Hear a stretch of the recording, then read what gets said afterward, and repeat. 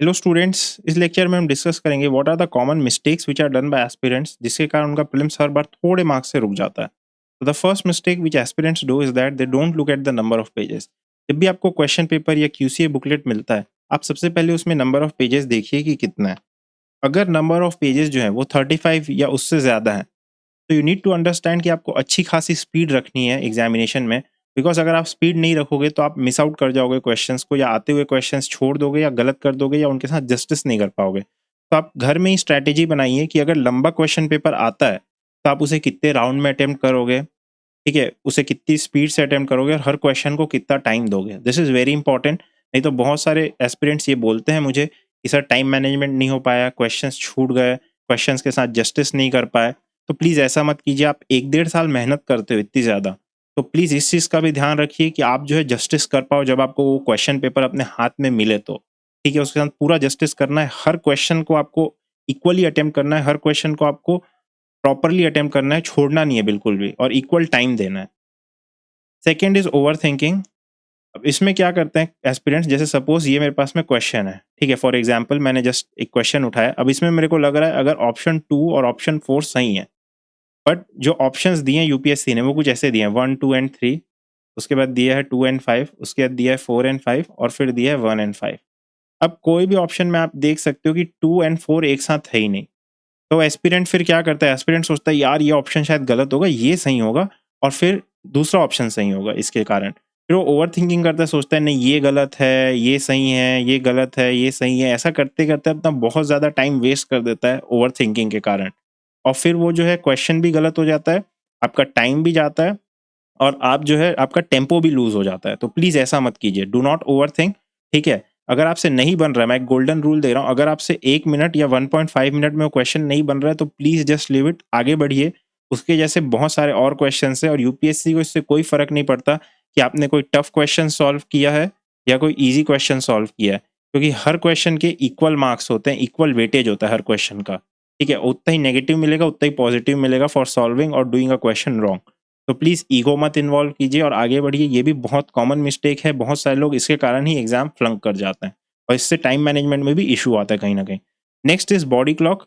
देखिए, आप पूरी साल मेहनत करते हो एक पेपर के लिए, बट अगर उस दिन ही आपकी बॉडी आपका साथ नहीं दे रही है, अगर 9:30 से 11:30 आपको पता है आपका पेपर होएगा, तो प्लीज़ 9:30 से 11:30 आप तैयार रहिए। ठीक है, बॉडी क्लॉक को वैसे सेट कीजिए, उस टाइम पे सोइए, उस टाइम पे उठिए, उस टाइम पे पढ़िए। और अब सीसैट भी टफ हो रहा है तो आप अपनी बॉडी क्लॉक को जो है 2:30 से लेके 4:30 तक भी अच्छे से एडजस्ट कर लीजिए, ताकि इन दोनों टाइम में आपकी जो बॉडी है वो ऑप्टिमली परफॉर्म करे और आप जो है बिल्कुल भी रुके नहीं ड्यू टू द रीज़न कि आप स्लीपी हैं या आपका कंसंट्रेशन नहीं हो पा रहा है या और कोई कारण से। बॉडी क्लॉक और स्लीप साइकिल उतना ही इंपॉर्टेंट है जितना पढ़ना है। तो लास्ट के 10 दिन प्लीज़, आपने इतनी मेहनत की, अपनी बॉडी क्लॉक को भी सुधारने पे ध्यान दीजिएगा। Next is not revising CSAT. अब देखिए भाई, सीसेट की रियलिटी हर किसी को पता है, ठीक है? और हमें भी पता है, हमारे भी स्टूडेंट्स बहुत कंप्लेन करते हैं कि सर सीसेट टफ हो गया है, ठीक है? और मैं खुद सीसेट पढ़ाता हूँ, मुझे पता है कि सीसेट कितना टफ होता जा रहा है टाइम विद टाइम। तो आप सीसेट को अच्छे से रिवाइज़ कीजिए, ठीक है? सीसेट को बिल्कुल भी लाइटली मत लीजिए। जो आपको टाइम मिलता है सीसेट का 11:30 से 2:30 का, उसके बीच में सीसेट के फॉर्मूलेज़ रिवाइज़ कीजिए, एक सीसेट की फॉर्मूला शीट बनाइए, ठीक है? जो एग्ज़ाम्पल्स हैं, इंपॉर्टेंट एग्ज़ाम्पल्स, उन्हें देखिए। तो सीसेट को भी अब साथ में लेके चलना है। ऐसा नहीं है कि आप सीसेट रिवाइज़ नहीं करोगे या देखोगे नहीं तो आपका प्रीलिम्स अब क्लियर होगा। Those days are gone. ऐसा नहीं कि आप बस पीवाईक्यू देख लिया और सीसेट सॉल्व हो गया। Those days are literally gone. Next is panicking during the examination. देखिए, इस बार का जैसा पेपर आया था, जिसमें ऐसा दिया गया था कि only 1 option is correct, only 2 option is correct, और ऑल 3 ऑप्शंस आर करेक्ट। तो इसमें बहुत सारे एस्पिरेंट्स तो बस पैनिक कर गए। ठीक है, वो डर गए और जो डर गया वो मर गया। तो ऐसा नहीं करना है, ठीक है? आपको पैनिक नहीं करना है। If you are in control तो your game is won. 70 to 75% तो आपका गेम आप वहीं पे जीत गए।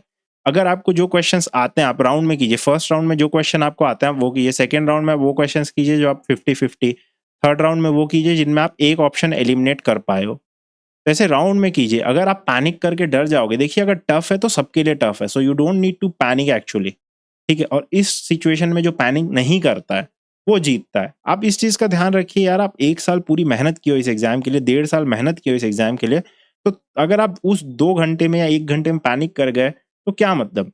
तो प्लीज़ इसके लिए तैयार रहिए, ठीक है, यूपीएससी जैसा भी पेपर दे आपको रेडी रहना, आप यूपीएससी को चेंज नहीं कर सकते, but you can change your own behaviour of how you tackle UPSC prelims. Please इस चीज का ध्यान रखिएगा, don't panic in examination. Next is getting ego involve in time management. जैसे मैंने पहले भी कहा था, बहुत सारे लोग क्या करते हैं कि कोई क्वेश्चन अगर उनसे बनता नहीं है तो वो उसे बार बार करते हैं। खास करके ये सी सैट में मैंने मेरे बहुत सारे स्टूडेंट्स के साथ देखा है, वो उसे बार बार करते हैं, सर ये बन नहीं रहा है मुझसे, मैं ये फिर से करके दूँ। भाई नहीं बन रहा है ठीक है, घर में आप प्रैक्टिस कर रहे हो या जो है आप कोर्स के टाइम पे कर रहे हो तो अलग बात है, बट अगर आपसे नहीं बन रहा है सी सैट तो भाई मत बनाइए और आप आगे बढ़िए। ठीक है, ईगो इन्वॉल्व करने का जरूरत नहीं, 2 मिनट के अंदर या 1.5 मिनट के अंदर नहीं बन रहा है तो आगे बढ़िए। वही क्वेश्चन कर रहे हो, कोई फायदा नहीं होगा, आपका टाइम मैनेजमेंट गड़बड़ा जाएगा। ठीक है, आपका टेम्पो खत्म हो जाएगा। और इस चीज का प्लीज ध्यान रखिए, मैंने पहले ही बोला कि each question carries equal marks. तो एक टफ क्वेश्चन सही करने से यूपीएससी आपको कोई रिवॉर्ड नहीं दे देगा कि इसने टफ क्वेश्चन सही कर लिया इसे सेलेक्ट कर लो। For them each question carries equal marks, तो please remember that. Next is जो बहुत बड़ी मिस्टेक है वो है अगेन ओवर स्पीडिंग। लोग ऐसे वर्ड्स ही नहीं पढ़ते, इनकरेक्ट, नॉट करेक्ट, ठीक है, डू नॉट, कैन नॉट, तो प्लीज इसे पढ़िए। ठीक है, आप एक साल इतनी मेहनत करते हो और ओवर स्पीडिंग के कारण आप जो है अपना अटेम्प्ट गंवा दोगे। 2 क्वेश्चन भी अगर आपके गलत हो गए due to over speeding, incorrect पूछा हुआ है या इंपॉर्टेंट डेटा आप पढ़ नहीं रहे हो, फर्स्ट सेंसस डेटा 1981 ब्रिटिश राज ये पूछा गया, तो भाई जब आप यहाँ पे इंपॉर्टेंट डेटा ही नहीं पढ़ रहे हो, तो हाईलाइट ही नहीं कर रहे हो, तो आप कहीं ना कहीं मिस्टेक करोगे। बस आप जल्दी में पढ़ रहे हो ये ऐसा ऐसा, तो पढ़ोगे नहीं तो गलत होगा क्वेश्चन। तो प्लीज डोंट ओवर स्पीड। घर में प्रैक्टिस कीजिए इस चीज़ की, हर क्वेश्चन को आपको अच्छे से पढ़ना है, विद पेशेंस पढ़ना है और आराम से पढ़ना है। तो अपनी रीडिंग स्पीड बढ़ाइए और जो है इस पे ट्राई कीजिए कि आप इंपॉर्टेंट वर्ड्स को हाईलाइट करें, उन्हें अंडरलाइन करें या बॉक्स बनाएं उनका, ताकि गलत नहीं हो आपसे क्वेश्चंस। तो ओवर स्पीडिंग के कारण भी आपका एक साल खराब नहीं होना चाहिए, please remember this, very important. तो विद दिस अगर आपको और भी कोई डाउट्स हैं तो please do let us know in the comment section, हम आपकी पूरी हेल्प करेंगे जो भी आपके डाउट्स हैं उन्हें सॉल्व करने के लिए। ठीक है, जैसे ओल्ड एनसीईआरटी पढ़ना चाहिए कि न्यू एनसीईआरटी पढ़ना चाहिए। And with this if you like this content please do like and subscribe, it really helps us and motivates us to make more such content जो स्टूडेंट फ्रेंडली है और जिस content को स्टूडेंट तक पहुंचना चाहिए या जो कंटेंट की स्टूडेंट्स को नीड है वैसा कंटेंट बनाने में हमको बहुत ज़्यादा मदद मिलती है। तो वेरी थैंक यू।